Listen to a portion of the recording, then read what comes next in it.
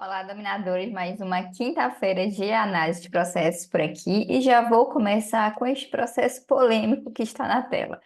Polêmico no sentido de que ele é bem complexo mesmo e a gente vai entender o porquê. Foi sugestão de uma dominadora, então eu sempre peço que vocês tragam sugestões para a aula ficar melhor para vocês aplicarem aí nas situações que vocês estejam trabalhando.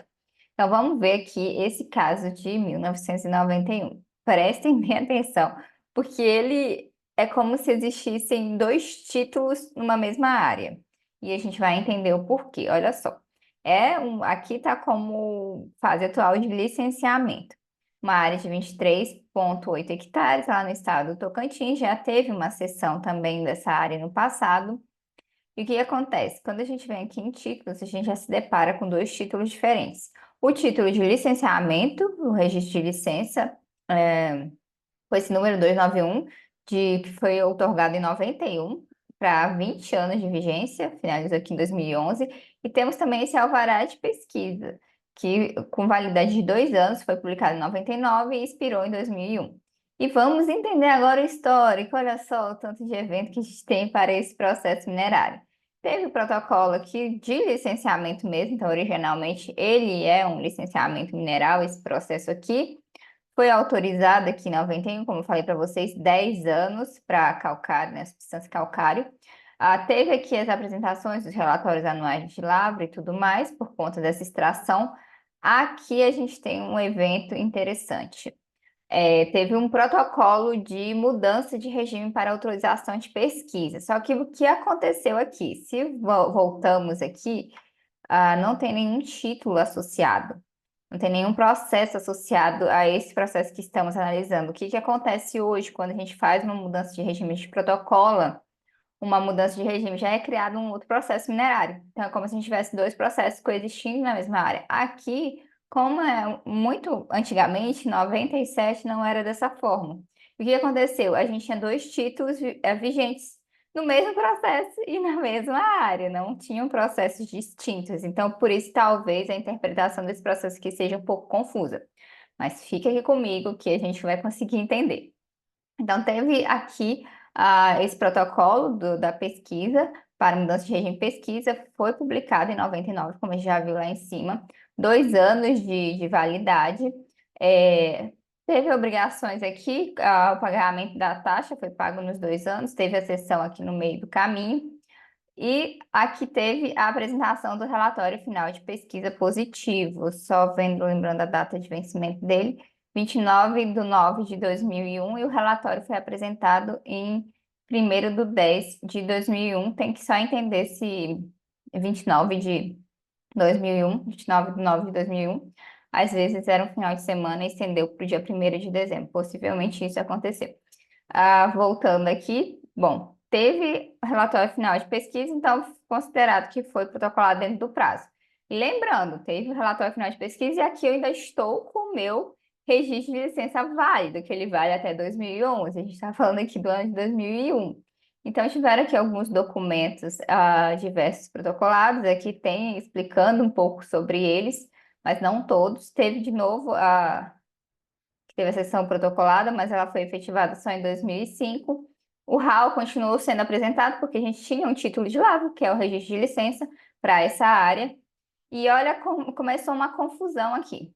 Primeiramente, que a ANM fez uma primeira confusão aqui, o NPM na época, colocou a área em disponibilidade. Não aprovou o relatório final de pesquisa, como se esse evento aqui é como se tivesse sido apresentado um relatório final de pesquisa negativo, que não foi o caso, foi um relatório final de pesquisa positivo. Ainda colocou aqui, ainda publicou o edital de disponibilidade. Só que, em contrapartida, ela reconheceu o erro aqui também e ela tornou sem efeito tanto a disponibilidade, tanto a não aprovação do relatório quanto a disponibilidade. E aqui eu quero que vocês entendam que a gente está falando de eventos lá de 2006, a gente ainda não tinha protocolo digital. Então, para estudar esse processo mais a fundo, o ideal é que a gente tenha cópia dos autos físicos desse processo para entender toda essa documentação. Aqui dá para ter uma ideia, mas eu não consigo aprofundar tanto assim. A gente vai ver que até no SEI não tem tantos documentos, mas tem um parecer lá que vai ajudar o entendimento. E aqui teve exigência publicada, também não falou qual foi o conteúdo da exigência, vistas e cópias, que naquela época a gente ainda tinha que solicitar vistas e cópias para poder entender o que era essa exigência, que a gente não conseguia saber pelo Diário Oficial da União. Teve o cumprimento da exigência, RAU, pagamento de vistoria que foi feito, e aqui, olha só, teve a aprovação do relatório final de pesquisa, 2006. Então, ainda estamos com o nosso registro de licença válido também. 2006, um ano para apresentar o requerimento de lavra. Eles apresentaram aqui também dentro do prazo, um ano após a aprovação do relatório final de pesquisa. Aqui a vistoria, quando tem geralmente as vistorias, esses pagamentos de vistoria é referente ao relatório. Nesse caso, foi que teve a vistoria aqui, que foi efetuada, foi antes da aprovação do relatório final de pesquisa. Então, geralmente, as fiscalizações, vistorias estão relacionadas à, à vistoria dos dados que foram apresentados no relatório final de pesquisa, a área e tudo mais, os técnicos da INEM vão, antes de fato aprovar esse relatório. E continua aqui acontecendo algumas coisas. Protocolou o requerimento de lavra, protocolou a licença de operação. Aí essa licença não, aqui eu não consegui saber se essa licença é referente ao requerimento de lavra ou é referente ainda ao registro de licença, que não ficou tão claro. Teve exigência publicada, enfim, procuração, várias coisas foram acontecendo aqui no processo minerário, entrevistas e cópias, a movimentação que acontecia lá no processo. Teve um auto de paralisação que ele não está registrado aqui, mas tem esse pedido de reconsideração do auto de paralisação, que eu vou já adiantar para vocês que eu li o parecer técnico que está disponível no SEI. O que aconteceu? A ANM entendeu na época que fez a vistoria que estava sendo lavrado fora da poligonal. Mas aí o titular desse processo minerário, ele conseguiu fazer a defesa no sentido de provar que não estava sendo feito fora do limite da poligonal. E a ANM também reconsiderou esse auto de paralisação. Aí teve uma multa também associada, ela também reconsiderou a multa. E aqui, olha só que interessante, aqui a gente começa a... Esse documento diverso de 2009, ele é referente à licença de extração mineral. Isso aqui é um pedido que o titular fez para prorrogação dessa licença de extração mineral, sendo que ela ainda estava válida, ela estava até 2011. Ele foi lá e já pediu com bastante antecedência. Teve uma exigência publicada pela ANM, pelo DNPM na época, o titular solicitou prorrogação, e é aqui que começou a confusão. Teve uma baixa transcrição do título, da mudança de regime. E aqui, por que que aconteceu isso, Roberta? Nem poderia, porque a gente estava ali com o relatório final de pesquisa positivo apresentado e aprovado pela ANM, pelo DNPM, tinha o requerimento de lavra protocolado dentro do prazo e a gente estava com o registro de licença válido também. Então aqui já começou o DNPM na época a embolar toda a situação. E aqui teve exigência publicada e tudo mais, prorrogação, e aqui a gente tem uma série de defesas também, pedidos de vistas e cópias que foram sendo apresentados pelo titular. Inclusive, teve até o parecer da Procuradoria Federal aqui junto a esse processo minerário.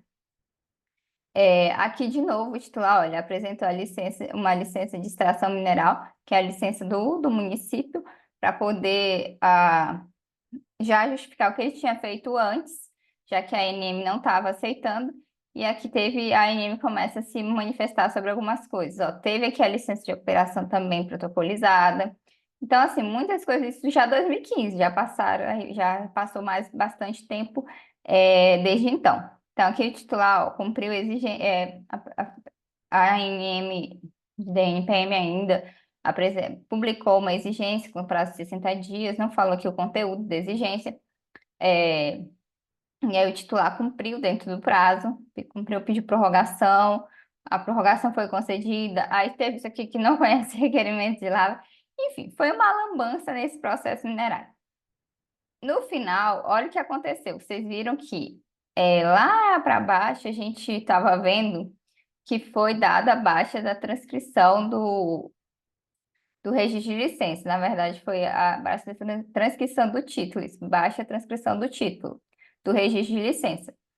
E o que aconteceu? Isso foi qual foi o ano? 2010, 2020, 10 anos depois que a ANM tornou sem efeito essa baixa desse registro de licença. Gente, uma confusão mesmo esse processo minerário. E aqui, como que a gente entende isso da melhor forma possível? Vim aqui no SEIP só para mostrar para vocês, não tem tanta documentação, até porque, como eu falei, antes disso não tinha protocolo digital ainda, então tem que ter acesso ao processo de forma integral, os autos físicos. Mas aqui o que é interessante a gente observar é esse parecer. Eu não vou ler esse parecer todo para vocês, eu dei uma lida nele antes, então eu vou só aqui destacar os pontos principais. Falei já a questão da vistoria que teve, do pedido de auto de paralisação de lavra, o titular recorreu e tudo mais, e ele conseguiu comprovar que estava extraindo dentro da poligonal. Aqui também fala sobre o pedido dele, ó, de renovação do registro de licença. Ele apresentou tudo direitinho, só que o DNPM na época não aceitou, porque o titular ele não tinha pago os emolumentos. Mas quando ele solicitou isso em 2009, não era obrigatório pagar os emolumentos. E foi analisado muito tempo depois, já quando estava vigente a portaria 155 de 2016. E o DNPM entendeu, nessa época que analisou esse registro de licença, que não estava completo. E aí deu a baixa transcrição do título. E a ANM, já revisando essa situação, viu que não fazia sentido o DNPM ter se posicionado dessa forma. Ele deveria ter solicitado complementação através de ofício, para que o titular se adequasse à nova norma, já que ele fez esse pedido antes da portaria 155 de 2016. E o DNPM não fez isso. Então, o sentido de voltar a essa baixa transcrição do título foi um erro do próprio DNPM mesmo. Que aí aqui eles continuam explicando que deveria ter, não foi instruído com as provas de recolhimento dos emolumentos.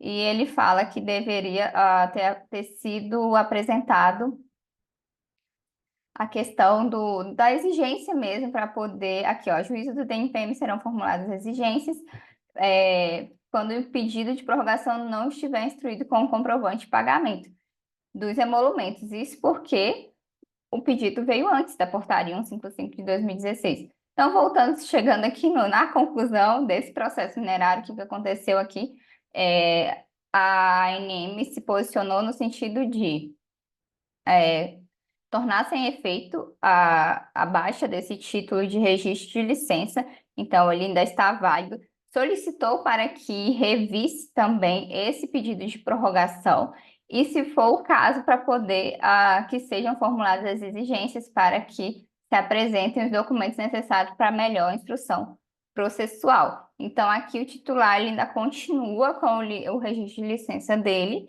e também com o requerimento de lavra, que até hoje, como vocês viram, ainda não saiu a portaria de lavra. Só que isso aqui é de 2020. Depois disso, não teve mais nenhuma movimentação nem do próprio titular.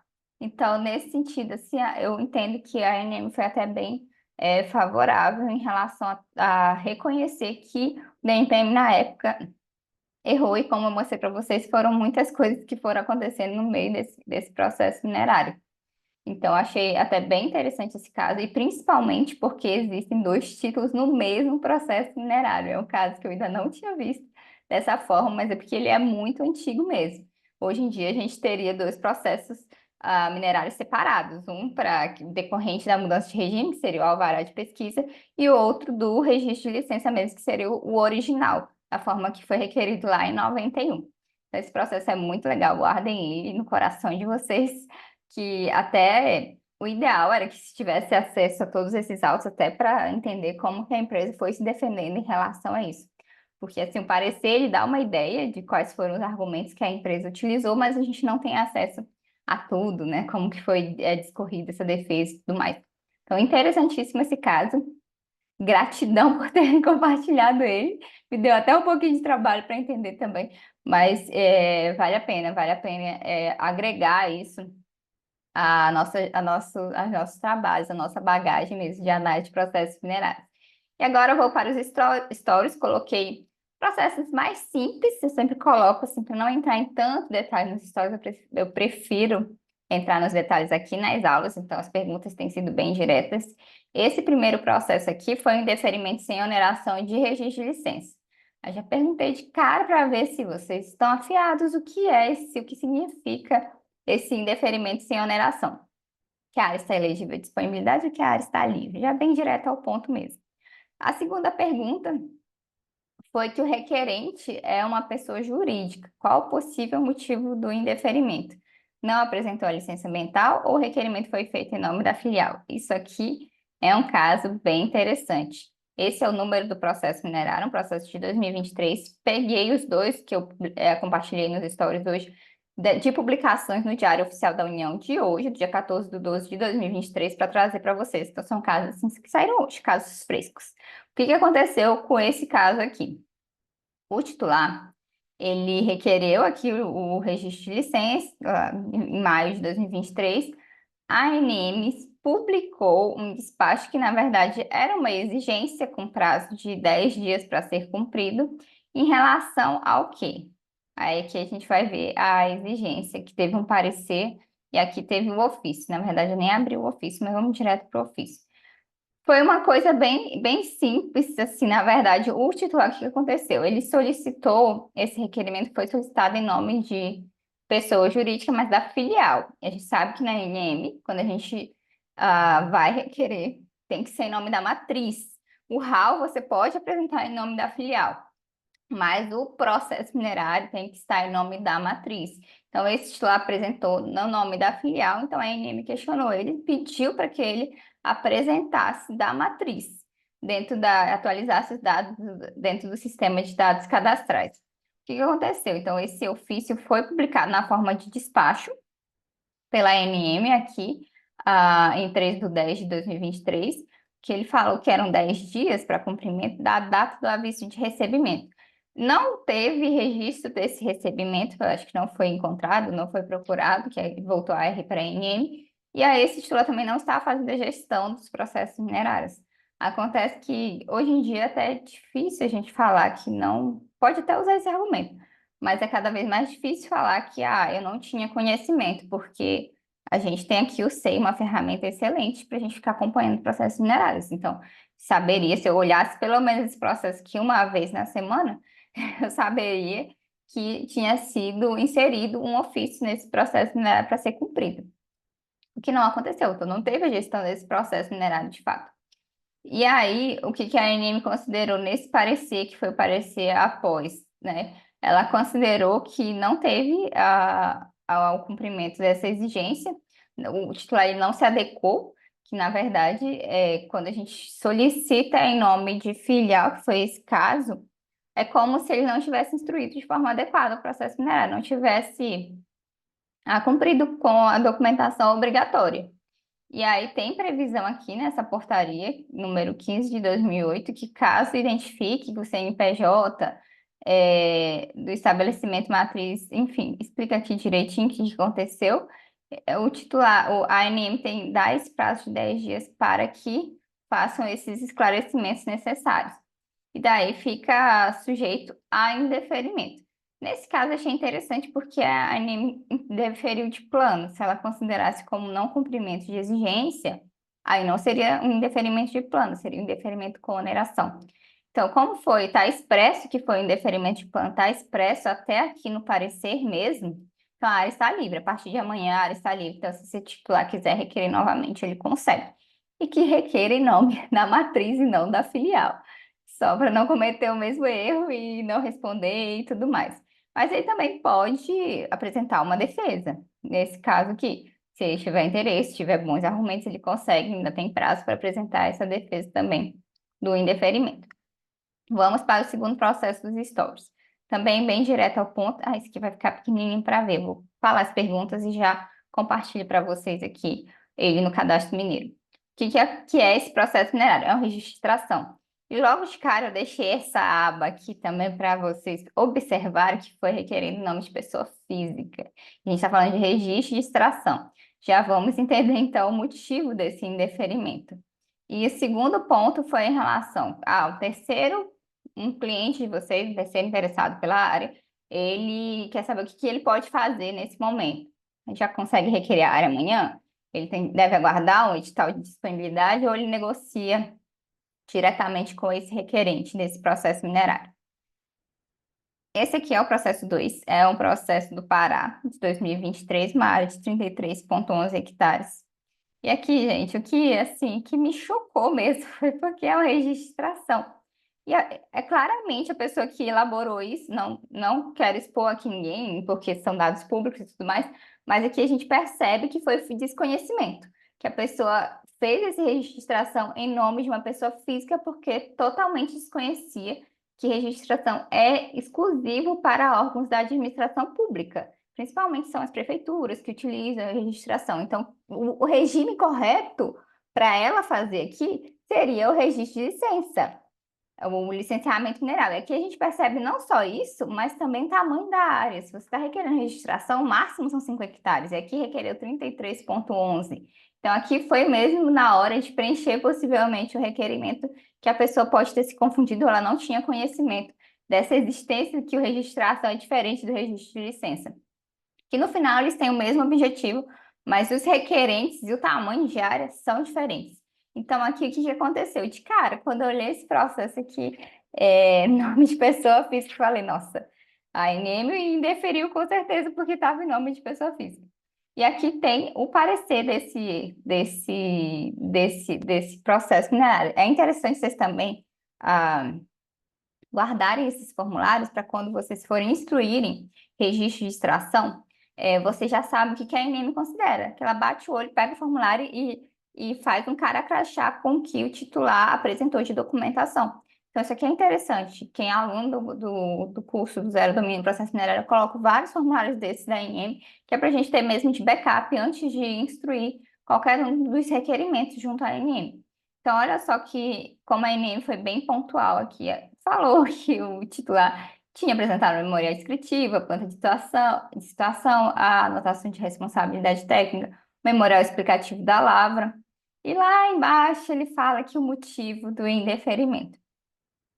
Aqui em observações, na verdade, aqui em encaminhamentos, né? Considerando que o requerente não é órgão da administração direta ou autárquica, não atendendo ao requisito previsto na resolução número 1 de 2018, sugerimos o indeferimento de plano do presente requerimento de registração. Basicamente, ele não cumpriu com uma das obrigações também para se instruir uma registração. Aqui tem outras coisas que eles pontuaram.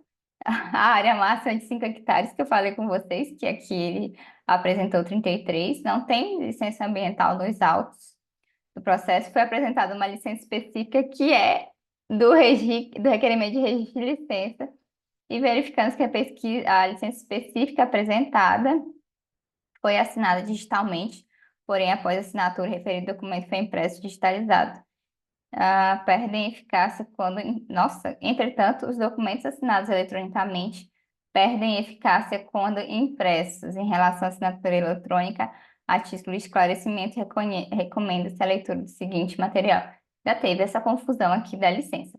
Então, assim, a, a pessoa que organizou essa documentação, ela tinha ciência de como deveria ser apresentado, porque foi atrás do registro da licença específica, mas claramente ela confundiu aí na hora de fazer os requerimentos, na hora de fazer o protocolo. Então, nesse caso, também foi um indeferimento de plano e a área também está livre. Então, a pessoa pode ir lá e requerer essa área amanhã no regime certo, na forma do registro de licença. E aí sim a ANM vai analisar isso da forma da forma correta, que aqui mesmo ela não pode fazer nada, ela realmente tem que indeferir. Tranquilo esses dois casos. E um terceiro caso, um quarto caso, né? Eu apresentei três casos aqui para vocês. Agora, um quarto caso, esse aqui também me chamou a atenção. Foi de uma publicação de hoje, é um processo de 2021 de Goiás. O que que aconteceu? A área foi bloqueada judicialmente. E eu já até falei em outras aulas aqui de análise de processos minerários sobre a penhora de direitos minerários, que você não, que o titular, quando ele tem esse evento de penhora por uma decisão judicial, ele não consegue fazer cessão, não consegue fazer absolutamente nada no direito minerário dele. Ele consegue continuar extraindo, vendendo e tudo mais, mas ele não pode fazer a transferência desse direito minerário, ele não pode vender. Então, essa área que foi bloqueada aqui judicialmente, quando a gente encontra esse evento, que eu já vi de outros processos minerais, geralmente é em relação a algum acidente ambiental, teve a questão das barragens também, por exemplo, teve de Brumadinho, todos os direitos minerais da Samarco na época foram bloqueados judicialmente também. no sentido de que não é para passar esses direitos minerários para frente. Tem vários motivos, na verdade. Esse aqui foi bem pontual em relação a não vender esses direitos minerários. Eu vou mostrar para vocês o parecer ali da ANM.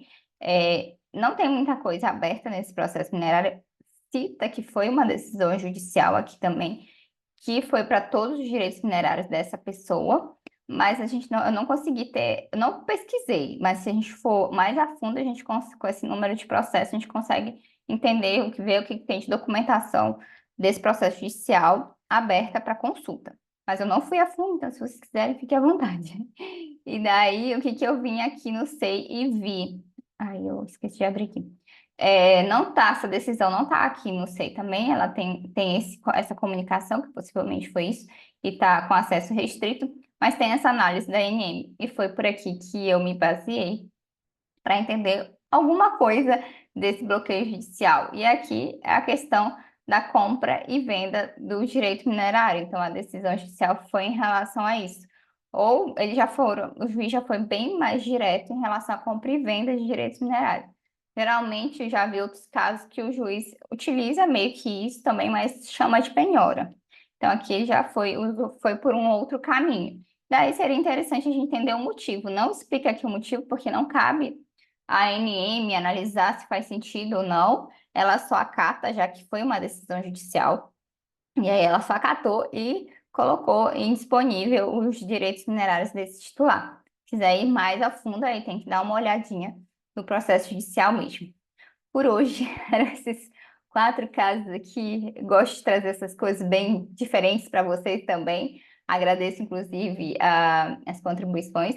Estou recebendo, sempre aberta a receber o que vocês gostariam de ver nas próximas aulas, inclusive. Coloquem aqui nos comentários da aula de hoje, tá bom? Então, até a próxima quinta-feira com mais processos para a gente analisar, para a gente discutir, para a gente colocar a cabeça para funcionar. Até lá!